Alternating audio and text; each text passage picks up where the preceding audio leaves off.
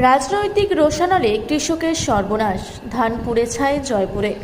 বাঁকুড়ার জয়পুর থানার পদুমপুর গ্রামে রাজনৈতিক প্রতিহিংসার অভিযোগে চাঞ্চল্য ছড়িয়েছে। বিজেপির কতুলপুর মণ্ডল 3-এর শক্তি প্রমুখ তাপস লোহারের বাবা মধুসূদন লোহার অভিযোগ করেছেন, তার ছেলে বিজেপি করার অপরাধে দুষ্কৃতীরা রাতের অন্ধকারে 4 বিঘা জমির ধানে আগুন লাগিয়ে পুড়িয়ে দিয়েছে। স্থানীয় সূত্রে জানা গেছে, মধুসূদন লোহার লোকের জমি ভাগে নিয়ে বোরো ধান চাষ করেছিলেন। সেই ধান বাড়ির পাশের খামারে গোলা করে রাখা ছিল। গতকাল গভীর রাতে সকলে যখন ঘুমন্ত অবস্থায় ছিলেন, সেই সময় দুষ্কৃতীরা ওই ধানের গোলায় আগুন লাগিয়ে দেয়।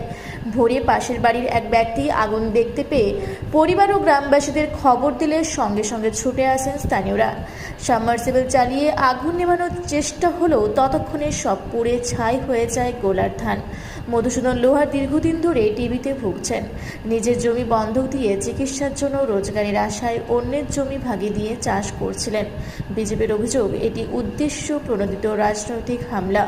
বিজেপি করার জন্যই বিজেপির শক্তি প্রমুখ তাপস লোহারের ধান পুড়িয়ে দিয়েছে দুষ্কৃতীরা।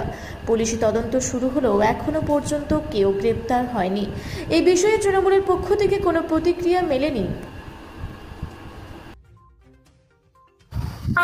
রাউতখণ্ড অঞ্চলের পদুমপুর বলে একটি গ্রাম আছে। সেই গ্রামের একজন অতি দরিদ্র ক্ষুদ্র চাষি লোকের জমি নিয়ে সে ভাগ চাষ করেছে।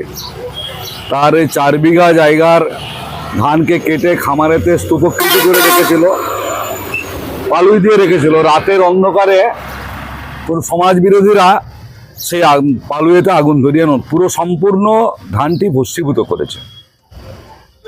সে তাপস লোহার, যে চাষি, আমাদের ভারতীয় জনতা পার্টির শক্তি প্রমুখ। এর কয়েকদিন আগে ওই তাপস লোহারের ওই লোকের জমি চাষ করেছিল আলু, 25 বস্তা আলু রাতের অন্ধকারে চুরি করে নেয়। আমাদেরকে ভাবিয়ে তুলছে যে পশ্চিমবঙ্গ বর্তমানে সমাজ বিরোধীদের মুক্তাঞ্চলে পরিণত হচ্ছে আস্তে আস্তে। এই আলু চুরি রহস্য ভেদ এখনো সম্ভব হয়নি। এখন সমাজ বিরোধীরা ভাবছে তারা যা খুশি তাই করতে পারে, সরকারটা তাদের আছে। সমাজ বিরোধীদের দৌরাত্ম্য বাড়ছে, এটা আমরা আতঙ্কিত। থানায় অভিযোগ করা হয়েছে। আমার নাম নবকুমার চক্রবর্তী, কতুলপুর মণ্ডল 3-এর প্রেসিডেন্ট। ওই বিজেপি করতো তো ছেলেটা, আজকে এই জন্য ধরিয়ে দিয়েছে, বুঝতে। আমরা তো বুঝতে পারি, নাহলে এমনি তো আমাদের কোনো সূত্রপাত নাই তো। সত্যি কথাই হ্যাঁ, আমার মনে হচ্ছে ওইটাই করেছে, বিজেপি করে বলে ধরিয়ে দিয়েছে।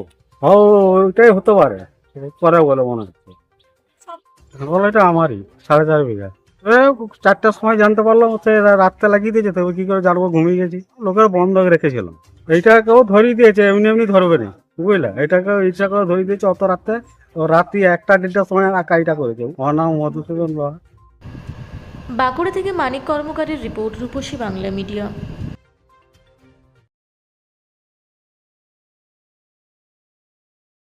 পুরা ব্লকের লধুরকা গ্রামের অদূরে অবস্থিত দৌলত পাবলিক স্কুলের দখলে থাকা বেশ কিছু জমি নিয়ে শুরু হয়েছে আইনি জটিলতা। 1197 দাগের যে বেলাবাহল মৌজা এবং 2239 দাগের যে লুধুরকা মৌজা, এই দুটো জমি আপনারা প্লিজ কেউ কিনবেন না, কারণ আপনারা বিপদে পড়তে পারেন, আইনি একটা লড়াইতে পড়ে যেতে পারেন। জমিটা একদম ডিসপিউটেড, ফলে একটু সাবধানে থাকবেন।